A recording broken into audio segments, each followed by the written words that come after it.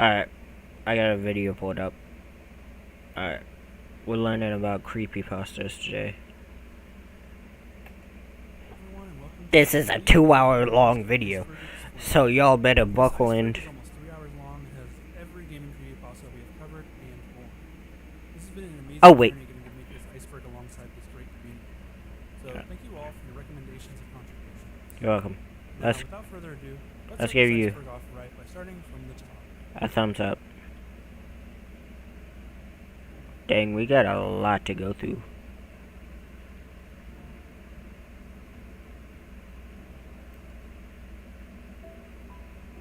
Sonic.exe.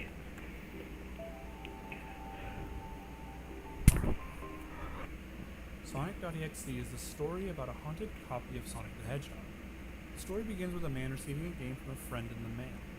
The disc that he had received came with a warning about the game. The note told him that he must destroy the game, that an evil entity was tied to it, and that he wasn't strong enough to defend himself from it. The man notices the disc has Sonic.exe written on it in black marker. He weighs his options, but ultimately decides to ignore his friend's wishes and puts the disc in his computer. It's like, nah, I'm gonna play this. File, the narrator sees the familiar Sonic the Hedgehog title screen appear. After pressing the start button, the screen changed from the usual happy Sonic to a demonic version of the character. Sonic had black eyes with red pupils in the center, and they were bleeding. Wait, I should probably record my reaction.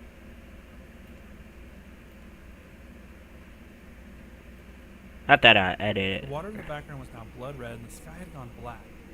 In the bottom right corner, he saw Sega 666.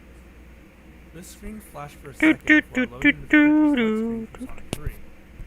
Tails, Knuckles, and Dr. Robotnik were all selectable, which the narrator noted as strange since Robotnik was typically the main villain of the game. It hadn't been playable at this point in time. The narrator selected Tails and loaded it into the first level. The level's title was wrong, and it was called Hill Act 1. The first 5 minutes of the game was just a barren level, almost like it was incomplete. The music was playing backwards and started to get lower as Tails traveled around. Eventually, Tails would come upon the corpses of the animals that he and Sonic were supposed to save. They were all mutilated in gruesome ways. Ew. The bodies continued to stack up as Tails kept moving to the right. Tails then found Sonic. Sonic, are you okay? Sonic? Tails approached Sonic slowly as Sonic continued to ignore him. As soon as Tails was close, creepypastas are interested. Sonic began to cover the screen. Sonic opened his eyes and revealed the same red dots from the opening screen. A message flashed across the screen reading, "Hello, do you want to play with me?" The author talked about how creepy this all was, but continued to play anyway. What followed was the evil version of Sonic chasing Tails until he supposedly kills him as the screen turns to black. The next few levels are the same thing as the first. Knuckles runs from Sonic but isn't fast enough to escape him. Dr. Robotnik is the last character to be killed by this evil Sonic. Once Sonic has finished killing off all the characters available in the game, an image would pop up on the screen with a demonic picture of him. Underneath the image were the words, "I am God." The creepypasta ends with the narrator finding a creepy Sonic plush sitting on his bed with bloodstains under his eye. Sonic.exe would even go on to inspire fan art, a total recreation fan game, and even its own community. Totally in love with the evil rendition of Sonic. I'll add in like 3 seconds. Yeah, I let it play. I let it play so you can get your money. Tough times during YouTube. Tough times. Privacy and security features and family features included. Sign up today. See, I am a nice person. I don't always skip people's ads. There's a ton of characters and weapons that you can collect. There's different constellations you can get for them. Okay, that one time Sonny the Tragic Clown. What is this? Sonny the Tragic Clown is a creepypasta about a kid who loves to torture his Sims. He specifically creates Sims just to be killed. What? Some were based off of people he knew, and some based off famous evil individuals. In the original Sims, if you got your Sims moodlets down low enough, a clown named Sonny would eventually come to your Sims' lot and try to make them feel better. More often than not, he would just walk around sadly and not help out at all. Sonny kindled a lot, and the author immediately started to torture him as well. Wow. He was ruining his day and making him more and more sad. He was explaining how fun it was to mess with his Sims. Dang. Poor Sonny. Eventually, the narrator decides to kill off his Sims by starting a fire. He put a lit firework in the house and started the fire with his Sims inside. Wait, you can do that in including Sonny. Sims? This leads to the familiar sound that plays when a fire starts in The Sims. A few of his Sims caught fire, and instead of their usual sounds of pain and flailing, they seemed more realistic. They moved more like a person would instead of how a Sim normally would when they were on fire. While the Sims were screaming in pain, they all looked up at the author. He was shocked by their pained expressions on their faces.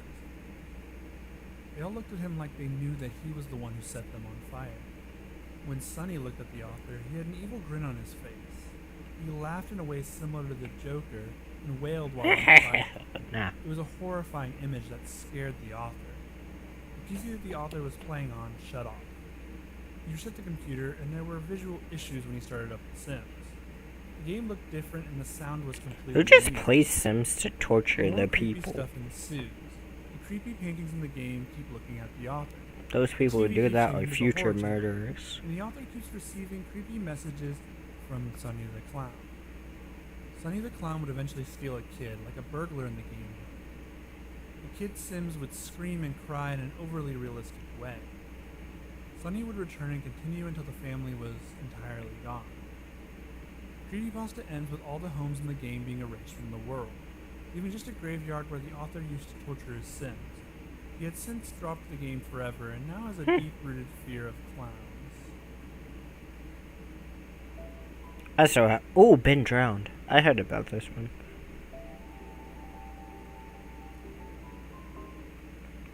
Ben Drowned is the story of a haunted Nintendo 64 cartridge. The game was purchased by the author of the story and follows his descent into madness. The author purchased the game while away at college. He wanted more games for his Nintendo 64 and figured he could find some at a yard sale. After searching for a few in his area, he decided to check out some over the weekend. The author found a few games for a good price, but not the game he specifically went out to find. That wasn't until he came upon a man standing in his lawn. The elder man wore a crooked grin and had a table with paintings on it, clearly trying to sell them at his yard sale. The author walked over and inquired about if he had any video games. The man paused for a moment before retreating into his home. While he was inside, the author looked through his paintings and noticed Oh, that he yeah. looked like Majora's Hold up. Mask. The game he was really I noticed something when I was playing Majora's Mask. I still haven't beat it. I'm close to beating it. I just been messing around with cheat codes and everything on there. But I noticed something. Once you play the song to like create an empty shell of the people, I noticed that it's the shell of the people that have died, and you have taken of the body you have taken over. Like, for example, if you take over Deku, if you play the song when you're controlling Deku Link, it creates Deku, the Deku that you were controlling. I'm still curious about that part. I might search up lore after this. Old-looking gray N64 cartridge. The cartridge had Majora written on it in black permanent marker. It was the exact game that he had been looking for, and he was excited even if it wasn't in the best shape. The old man gave him the game for free, and he took it home, too excited to play it. Popping the game into his console, the first thing he noticed was that the old save file was still on the cartridge. The file was named Ben, and the author thought it must have been the old man's grandson or something. He ignored the file and started a new one named Link underneath it. Strange things began to happen in the game. The townies would all call him Link, but every once in a while they would call him Ben instead. Which was odd, and it must have been a glitch, he thought. The author went back to the main menu and deleted the first file name. Why didn't you just buy a 3DS and download the remake instead of searching for the old version? Ben. There's- That would fix the weird glitch issue, but it didn't. Now the townies would call him nothing. There was a blank space where his name should be. After the author tried to do the fourth day glitch, a popular glitch in Majora's Mask, strange things began to happen. The main town was now in a Twilight Zone version of itself. The town was empty and the music was playing backwards. The occasional laugh of the masked salesman would play very low in the background, adding to the ominous feeling. Terrible fate you have met. Flashed for a moment with a picture of the happy masked salesman. A few seconds later, a creepy Link statue appeared and began to follow the author. Every time he would move, the statue would follow him.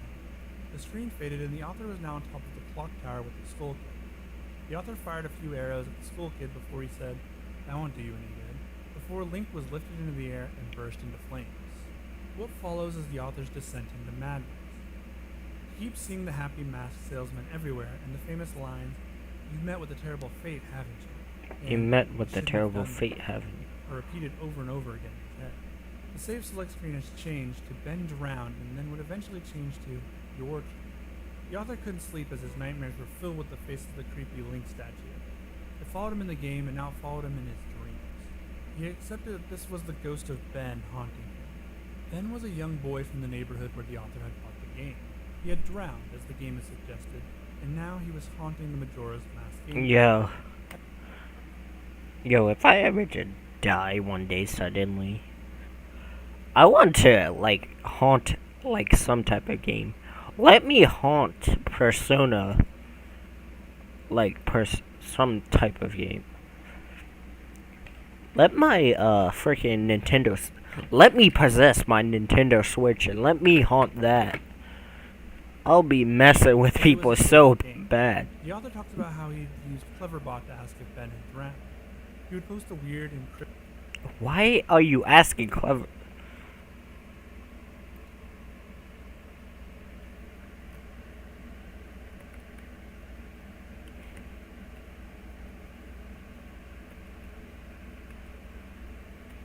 Where I'm about to ask Cleverbot. May not be suitable for children. I am not a children.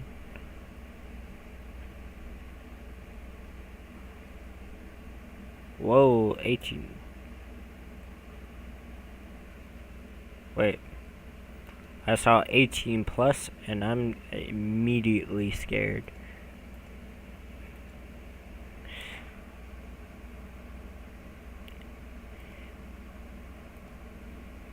First. So how do I talk to you?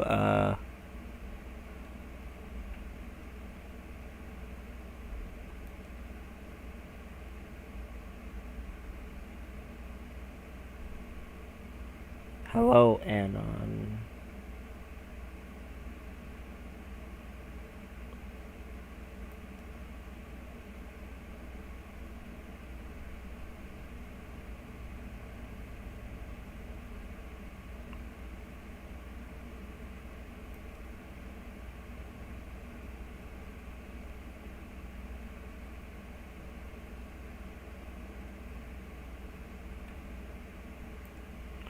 Nah, wait.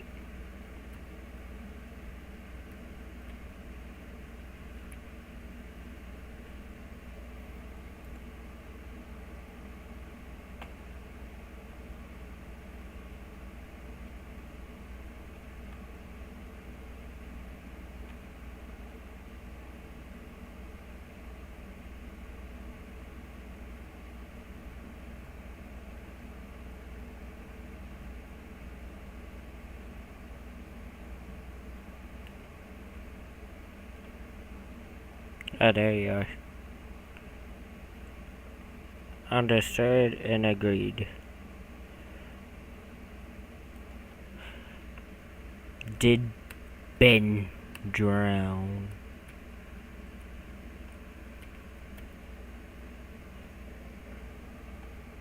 I think Harry Potter was better. What does that have to do with anything? Did Ben oh, I have to... Did Ben drown? From Harry Potter. Sure.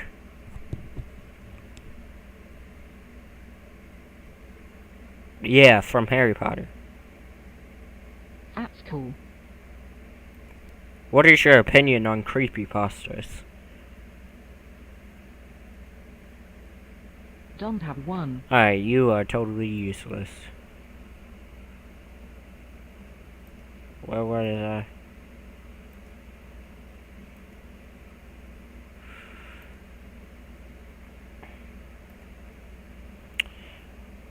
Let's go back to learning.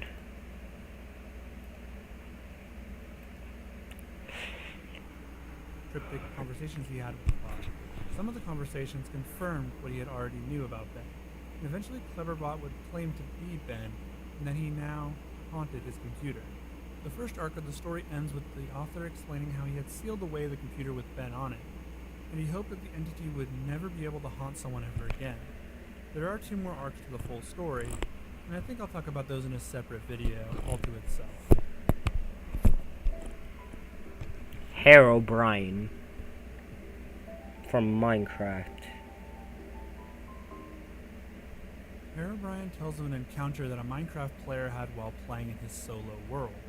The author was playing Minecraft That alone, looks clean as but heck. due to having a not very powerful PC, had to play the game on a very low draw distance.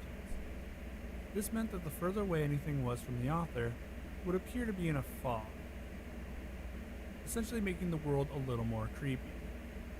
While the author was roaming around the world, he saw another character just outside of the fog.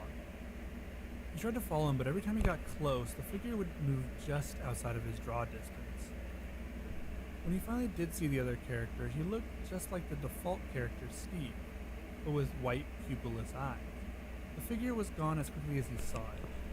As the author continued with the game, he began to notice tunnels were built in his world while he wasn't playing. Strange structures kept popping up everywhere, and trees had all their leaves removed. The entity would appear just out of the corner of the author's eye. Maybe he Always just with left the sunlight tree trying to trunks look at him. floating and he's trying He to tried to turn up the draw distance, but get rid nothing of the seemed to leaves. work. Finally, the author went to the forums to try and figure out if this was happening to anyone else. The post would get deleted time and time again. Eventually, they would receive a PM from an account called Herobrine that simply said, "Stop." Herobrine would become the boogeyman of Minecraft back at the beginning of the game's life. In the early days of Minecraft, everything seems Dang, I remember back in the day when everyone tried to summon Herobrine or something like that.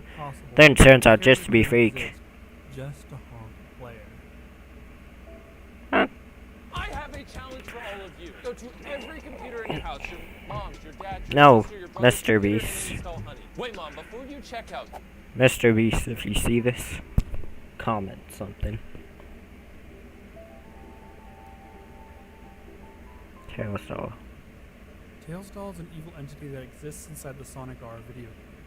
He is an unlockable character that you can only get after completing the game to 100%. Once unlocked, you'll see a strange and eerie-looking doll version of Tails. It is said that the Tails doll from the game can curse anyone who plays the game.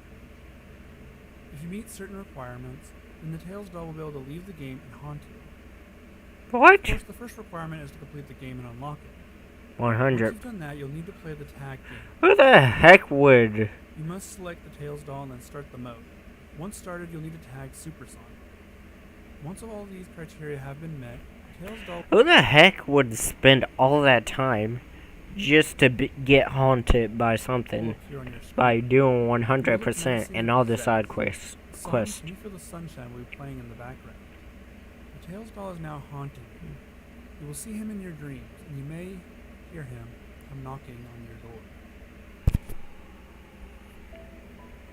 Lavender. Oh, I heard about this. This is where, like, a ton of kids. Yeah. I'll let In him the year say of it. 1996, there was a strange surge in illnesses and suicides in children in Japan shortly Yeah. after the release of Pokemon Red and Green. The deaths were related to an area in the game known as Lavender Town. Due to this, the incident was labeled as Lavender Town Syndrome. Lavender Town is a town in Red and Green that has the only known Pokemon graveyard in the series. The town is far more creepy than any other area in the game. This has led to many asking about its inclusion in a kid's game at all. The Lavender Town Syndrome actually has to do with the music in the game. It's this eerie song that drives home the feeling that the town may have some dark secrets hiding beneath its surface. The song was said to be composed of binaural beats, or two tones that when combined can make an audio-optical illusion. The original Lavender Town music had these beats, but the later entries and re-releases removed them entirely. The reason listed was because it gave listeners headaches, nausea, and according to Lavender Town Syndrome, suicidal tendencies, especially in children. Ooh. Later, someone ran the Team Lavender Plasma Town wants to theme through a liberate special all software Pokemon. near the Team end of the song Galaxy that has some been bombing unknown Link. Team spelled Aqua out. and Magma resurrected two Pokemon that hated each other. It wouldn't be But we, until Team the Rocket, following have year. killed an entire family of Unknown Pokemon spelled and out let their souls Weak survive Now. or where's Mother's skull Lavender Town and was a roam very around. popular spot Then for how people does... Then what happens if on creepypastas Never and mind. legends. Dun, dun, dun, dun. Mario. Start blocking ads like this. Mario is a creepypasta about a Super Mario World hack the author downloads from a popular hacking website. The game is described as being a Mario hack that starts out pretty normally, except for the messages in the game being very different. One of them reads that Mario is the villain and he has kidnapped the princess instead What? of the usual Bowser. This whole story makes Mario out to be the bad guy. It even has Yoshi talking about how Mario has trapped him in the egg that he was currently in. The pointed advice block even says, "I hate you." The other advice blocks had different messages written in them as well. Some stated things like, "But is there anything I can do to change your mind?" Another says, "This is Looks the like selfish Mario is at it way." A message again. later in the story would say, "Don't you think you've done enough?" The author completes the first boss level Victim. and it's a disturbing. Victim 1. Eyeballs were unable to be found. The victim was found lying on the carpet. Message Cause of afterwards. death unknown. Unidentifiable thing. Oh. Mario, you sick. This leads the author to the final part of the hack, where he is on a long road where he can only walk to the right. The author ends up in a world with a black background and small doors that he can't enter. Going right, the author ends up in an area where he can only jump off of a ledge and into a pit. Jumping into the pit, the author finds a pipe. The game ends there with the idea that Mario had died as the game had crashed. The story then picks up when the author found a file in the game's folder he didn't know what to do with before. He changes the file from a text file into an image file, and this was shown on the screen with the caption of "Find me." I ain't searching for you. Searching. Oh, I love Lost Silver. That story. Cursed copies of video games are a rather popular idea amongst creepypastas. Yo. Lost Silver is one such creepypasta. Around Yo, the time that Soul Silver my came cat. out, the author was feeling nostalgic for the original game. Played by Yeah, I the know. game style. When he booted Spooky, up, ain't the it? Game Freak logo was glitched, and he was immediately loaded into the game's previous file, which he noted as weird, as he was expecting the cart to be wiped. The file had 999.99 hours put into it, with all 16 badges. 999,900 Pokemon dollars, and all 251 Pokemon, including Mewtwo and Celebi. The author figured he probably used the Game Shark to get them. Deciding to check his Pokemon, he was surprised to find 5 unknowns that spelled out me, and a Cyndaquil named Hurry, that only knew Leer and Flash. Closing the menu, he found himself in a room at Bellsprout Tower. Walking around for a few minutes, he couldn't seem to find his way out. Eventually, he managed to find a ladder.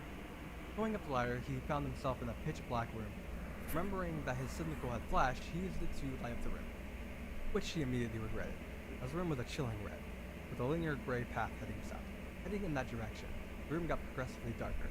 Nearing the end of the path, he found a sign that said, "Turn back now." No. The option "Yes" "No" popped up on the screen. Not knowing what to do, the author hit yes. The text "Hurry has fainted" appeared on the screen. And his Cyndaquil was pissed with another unknown. He now spelled out, "He died." Closing his Pokemon status menu, the pitch black room was now revealed to him. It was a small room, only being 4 gray squares. What? Checking Hold up. Yeah. his Welcome. trainer profile, Gold was now missing his arms. Am I even still recording? Yeah, I am. The expression was more sad than smug. He also appeared to have 24 badges. Google Fi, a phone plan by Google. Well, break time. Or, nah.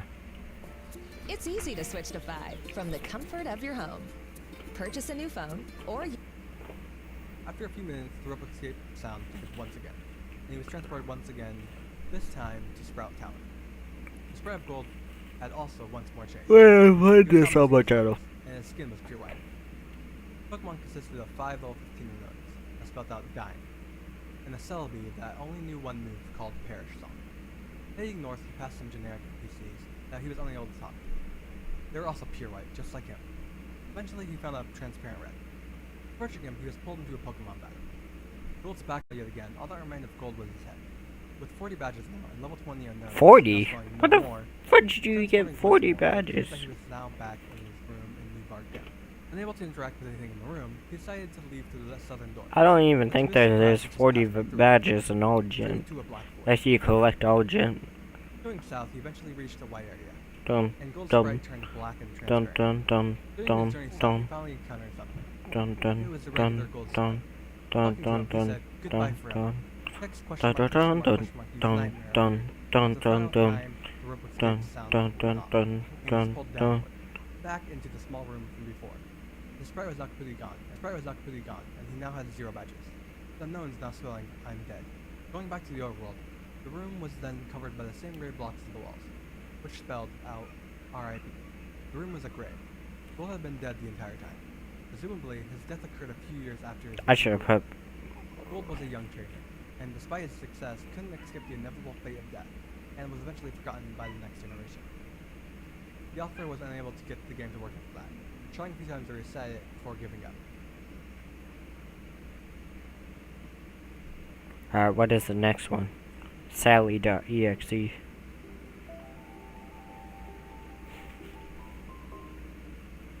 Sally.exe is the unofficial sequel to Sonic.exe that follows a similar formula. The author finds a copy of Sonic.am on eBay and is upset that he never had the option to buy the show in his region, as they never released the DVDs where he lived, so he couldn't let this opportunity pass him up. He ordered the DVD and it showed up the next day. When he put it into his laptop, he noticed that the DVD didn't work, but instead just opened the files that were located on the disc. In the folder was a file called Sally.exe. This confused the author, but he clicked on the exe file anyway. They played one episode of the show, the episode where Sonic and Sally kissed. It was an odd episode choice, but he was surprised that the file contained only one episode when it claimed to be the whole series. That's weird. Eventually, the author gets bored and downloads a Sonic game from the internet. Starting it up, he noticed Really? that the usual Sega sound at the beginning has been slowed down to almost sound demonic. How do you... The game started with Amy Rowe. You were just like, alright, I'm bored. Out of all the other games you could have played, you played the original Sonic. Alright, let's just keep That going. never appeared in the Sega Genesis Sonic games. He had a Hold up, guys. Give me 1 second. Not doing...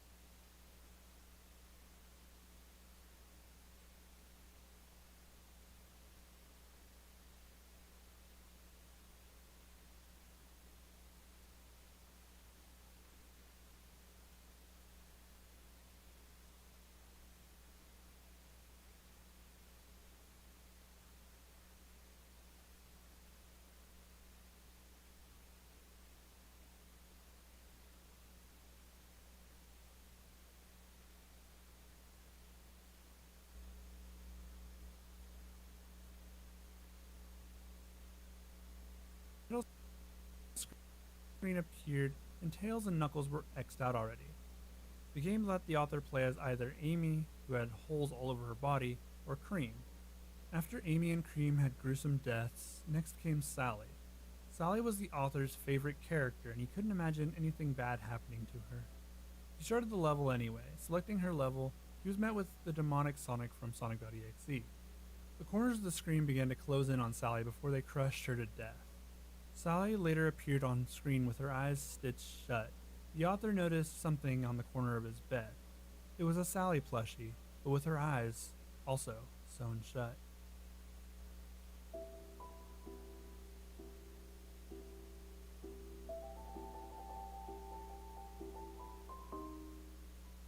Misfortune is an obscure and lost Game Boy game. No physical copies of the game exist and no one has found a ROM. What people do know of the game come from personal accounts of the game and some screenshots. Of the people who have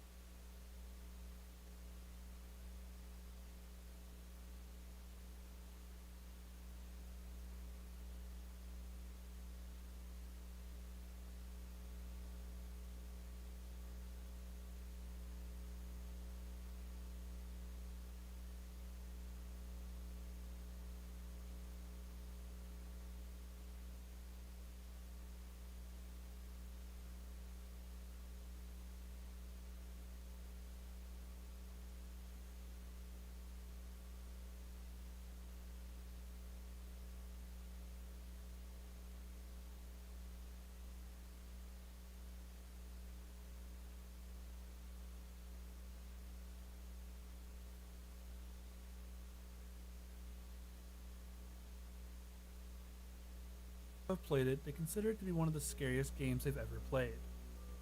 In the game, the player plays a young boy trapped inside of a gothic building. After searching the building for a while, the player will come upon an entity. He claims to be an all-knowing being that exists within every fabric of reality. The being then poses a question. Do you want to challenge me? Answering yes will start the maze portion of the game. The player must make their way through the many mazes in the game. One of the more popular ones is a maze where you must make your way through 4 cabins. The text box before any of the trials in the game will say, choose wrong and misfortune will befall your loved ones. Choosing the wrong one, failing a riddle, or just making a mistake in the game will lead you to the game over screen. A more detailed model of the entity in the game will appear on the screen with the words in the text box saying, I am God here. The side effects of the game were reported heavily in the late 90s. Players reported feeling depressed and a feeling of dread after seeing the game over screen. The players that reported this in the forums would sometimes go inactive altogether after posting. If you were to look for the game, you would most likely not be able to find it. The game is actually said to be hidden inside other popular Game Boy games.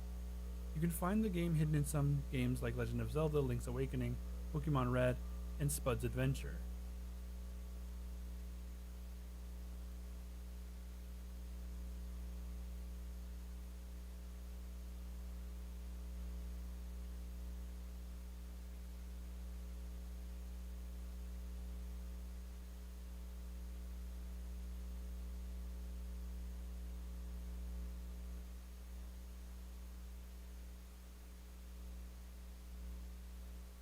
Finding the original game is almost impossible at this point. If you do find it, the game comes with a warning. You may experience the best horror game of your life, but you will also experience the misfortune that comes with it.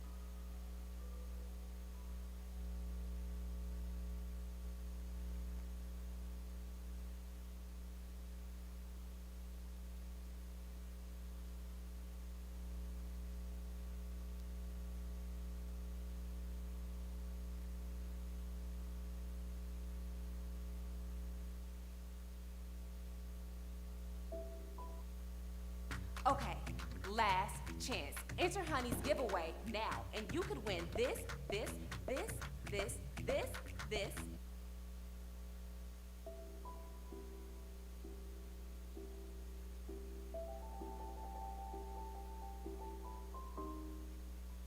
NES Godzilla tells the story of a man who felt nostalgic for his old favorite video game from his childhood. He bought an NES but couldn't find the game anywhere. That was until his friend found a copy for him. The author was so excited to finally get to relive that part of his childhood and finally finish the game he wasn't able to so many years ago. The author starts the game and feels a wave of nostalgia seeing the game again after so many years. After the author gets to the first boss in the game, it glitches with red blocks appearing everywhere. The author removed the cartridge, blew into it, and then put it back into the console. After completing the area where the game had glitched, he discovered a new boss was in the game, one that hadn't been in the game originally. The author thought the game might have been a prototype version of the original. He moved as fast as possible to encounter the new enemy type. Once he got there, he had to complete a different boss first. Upon defeating him again, instead of the usual defeat animation, he instead began to almost be devoured by the same glitch as before. A similar glitch would happen with his next boss fight. He defeated the enemy and his sprite seemed to break off and fragment, almost like he was a piece of glass. This all happened before he made it to the newly implemented boss encounter. He beat that boss pretty quickly and took over the enemy base with no issues. The author started the second map and made it all the way through pretty easily. He noticed the new monsters on this map as well and made his way towards it for another fight. After fighting a different monster than the one he was expecting to, he saw a new icon on the map that he'd never seen before. The author started the level, and as soon as he did, he saw a hellish-looking world with no sky and flames burning in the background. The only background music was a low drum that almost sounded like a heartbeat. At the top of the screen was one word, run, which confused the author as he wasn't sure what he was supposed to be running from. My After mic facing was Godzilla muted. taking damage, but not seeing from where, he restarted the game. The author went to the password screen and jumped back to where he was previously. Started the same level, and this time he saw it. There was this red creature that he's never seen in Godzilla movie before, right behind him, chasing Godzilla. He began to run as he heard the creature's low bellow. This red creature had spider-like legs and long appendages. It was terrifying for the author, but he soon escaped, narrowly at that. He stared at the screen for a while, but decided he would still continue playing the game. The NES Godzilla creepypasta is a long one that is very much worth a read and deserves its own video. I couldn't do it justice in a short summary, so I will be making a full video covering the creepypasta. Until then, we await Red's return. Alright. Jack the Ripper game.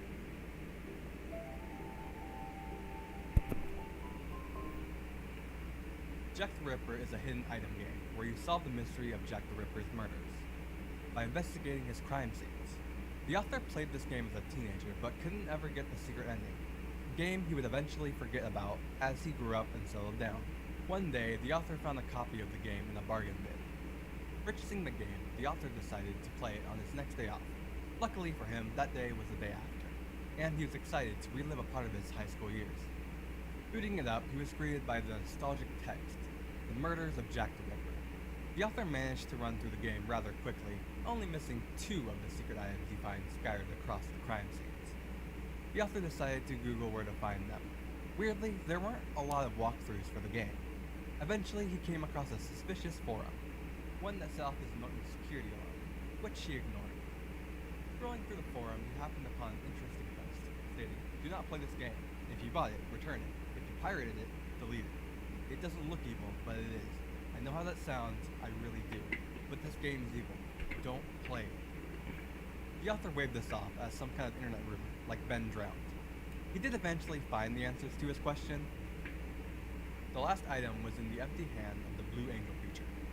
Booting the game up once again, he went directly to When the I play those types of games, I would always just like start clicking on everything. I wouldn't look through a walkthrough because clicking on every inch or spot of the screen seemed to work. Going to the other hand, he clicked it, and the normal hidden item sound played. The last item was Jack's heart, a very realistically rendered heart at that. Then, the screen changed over to a black and white photo of a mutilated lady for an uncomfortable amount of time, before again changing. This time, the angel bringing Jack's knife down on him. The image shook the author, so he took a break before steeling himself for another playthrough, to figure out what was going on. Booting up the game, he was greeted by a different name on the screen, "The Murder of Jack the Ripper."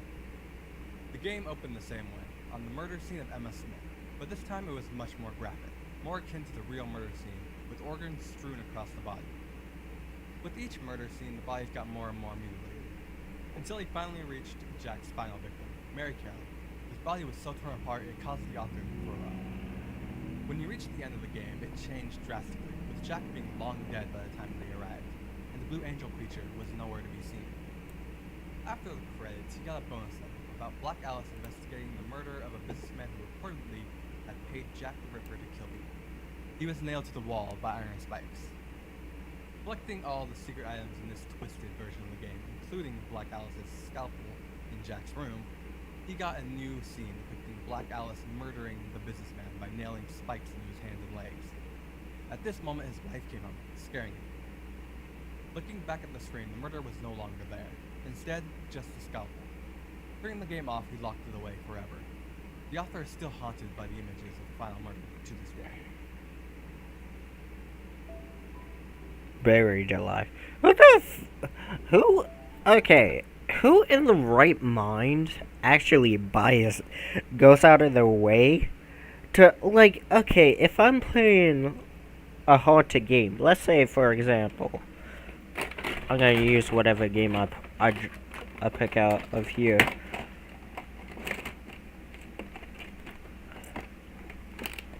Let's say I am playing,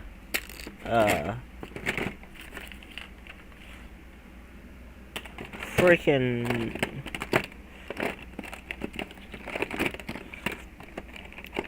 let's say I'm playing Pokemon X. I'm like, oh no, I start out the game, it goes normally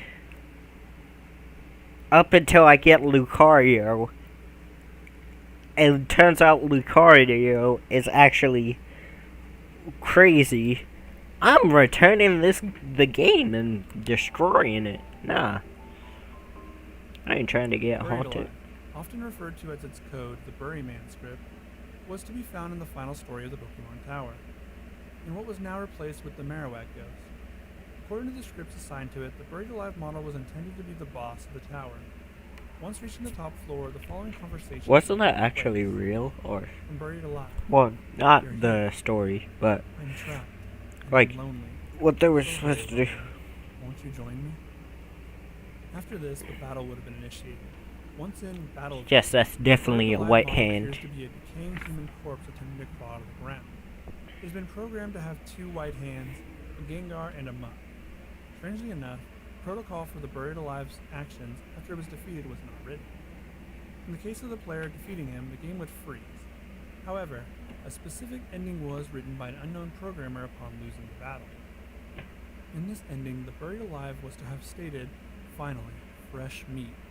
I would have said I would be, if I was like in the game design room when they were thinking of this ending, and like I was the CEO of this, and someone came to me with this idea, I would be like, yeah, include it in the game. But wouldn't this traumatize kids? Or like give them nightmares? I would be like, yeah, that's the point. Followed by several lines of gibberish. He was to have then dragged the player character into the ground. Let's check the comments, see if anybody commented anything.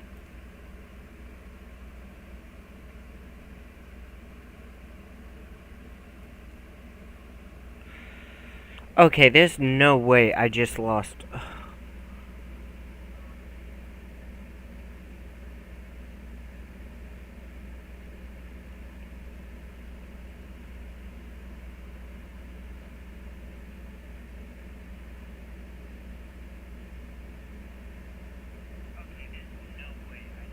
Okay, it just froze. Oh. That actually scared me. With a typical game over screen. However, in the background, an image of the Buried Alive character devouring the player was to have been shown. Especially strange are the protocols for after this scene. The cartridge was to download this image to the small internal memory contained in the Game Boy, overwriting the title screen that normally accompanied a Game Boy tournament on. Instead, whenever it was started, the player would view this image as the sound file static mesh.wave was played. The intended purpose for this effect, unlike many of the other factors leading towards Lavender syndrome, is unknown. That's either. Showtime. Is that all? I'm one top 2.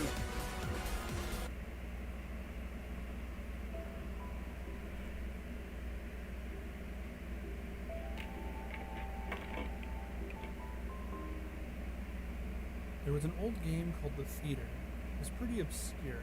So obscure that many don't even believe it exists. The game was released around the same time as the original Doom, which meant it was easily overshadowed. Let's see if I can actually find these games.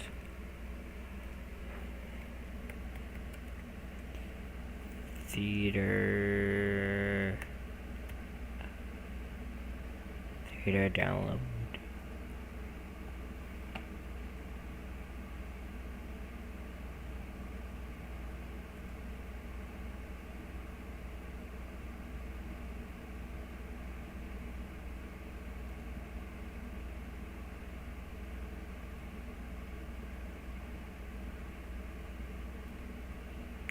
Because I get in this footage. Forgot. The cover of the game was mainly blank, but featured a single character known as the Ticket Taker. The Ticket Taker was a poorly drawn man with large red lips, wearing a red vest over a white shirt and black pants. He wore a blank expression, unless, that is, he broke the game disc. Many reported that his face had changed on the game case. He was now angry looking. These claims were never substantiated. Something else of note was that the case for the game didn't show who the developer was. If you looked on the back, you wouldn't see any images from the game or a synopsis either. The game case was essentially blank, with just the Ticket Taker sprite on it. The game was initially known for its inability to install correctly. Whenever you tried to install it, your computer would lock up at the license agreement screen. The workaround for this was to reboot your computer with the game disc still in the tray. The computer would ask if you agree on startup. Upon starting the game, you'll be taken to a title screen that's just a sprite of the exterior of a theater on an empty city street. After that, the menu pops up with 3 options available to you. You can start a new game, load game, or click on the options. Clicking on the options crashes the game back to the desktop. The load button does nothing, even if you have a saved game already. Even the only option is just start a new game. Once started, you are immediately playing the game in a first-person view. You are standing in an empty theater lobby. Standing across from you is the Ticket Taker, and past him is a dark hallway, presumably leading to theaters beyond. On the walls, you can also see some distorted movie posters that are impossible to make out. Approaching the Ticket Taker, he will greet you with, "Thank you, please enjoy the movie." You are then free to walk down the hallway and towards the movie.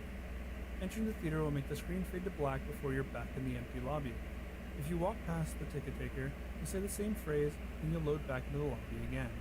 At first glance, this game doesn't sound too great, but there's more to it. The more times you repeat this exact same sequence, the higher chance you have to trigger some odd and creepy occurrences. It's unknown how many times you need to repeat the sequence to trigger these occurrences. The first occurrence is when the player fades back in after walking into the hallway. This time they will notice the Ticket Taker is completely absent. The player then, without any other options, decides to walk into the dark hallway. The sound clip and the text box mentioned previously still play in the absence of the Ticket Taker. But when the player walks into the hallway, the screen does not fade out. It goes pitch black as they walk deeper into the hall. But the player's footsteps sound clip is still playing as they continue to push the up button on their keyboard. Those claiming to have played the original game report to have felt extreme levels of discomfort, like something horrible was about to happen. Well, eventually, the player... Should I actually play this There's game? nothing for a few moments before a strange sprite that is described as the Ticket Taker but with a squirrel for a face appears and stands before the player. The original players of the game say their bodies immediately froze up and their stomachs churned when they saw this sprite, named the Swirly Head Man by the community. Nothing happens as the Swirly Head Man stands before them. Then suddenly a piercing screech plays as the game glitches out. This lasts for a few minutes, with the screeching being continuous. Then the players abruptly return to the lobby with all the sounds and graphics being as they should be. The game continues normally for the next couple of cycles of entering the hallway, with a couple of original players claiming the Swirly Head Man would briefly appear and disappear in the corner of the screen as a brisk yelp sound effect plays. Then, at some point, after meeting the Swirly Head Man, the player sees the Ticket Taker pacing back and forth, though there is no walking animation. The sprite's limbs are completely static, so he just hops up and down slightly as a substitute, with his eyes being wide and his mouth open to simulate a worried facial expression. Some players know that the movie posters have been replaced with images of the Swirly Head Man.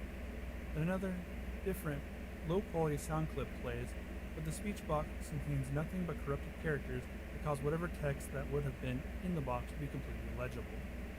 Due to the extremely low quality of the sound, it is debated by players what exactly Ticker says at this point, though it is widely agreed that he says, "Never reach the other levels." Then the screen fades out once again and returns the player back to their starting point in the lobby. But the Ticker is gone and the hallway is blocked by a large brick wall sprite. Touching the brick wall will immediately crash the game, and that's all there is to it. No one knows what the other levels are or how to gain access to them, nor is it known why the swirly head man causes so much acute fear in those who have seen him in the game. All the original copies of the theater have either been lost or destroyed, but the creepiest part is the fact that all the original players of the game claim to occasionally see a brief glimpse of the swirly head man out of the corner of Swirly their head eyes. man. That one was actually interesting. Crow 64. Stop gaming. In 2022, it doesn't make any sense to game without getting something back. Yes, you can play games. Okay, I'm just gonna say this. You play games for entertainment. Some YouTubers do it for money, but they also get entertainment from it. But I'm not gonna stop gaming, and I'm not just gonna, because then it will feel like a chore to play games when it's not supposed to feel like that.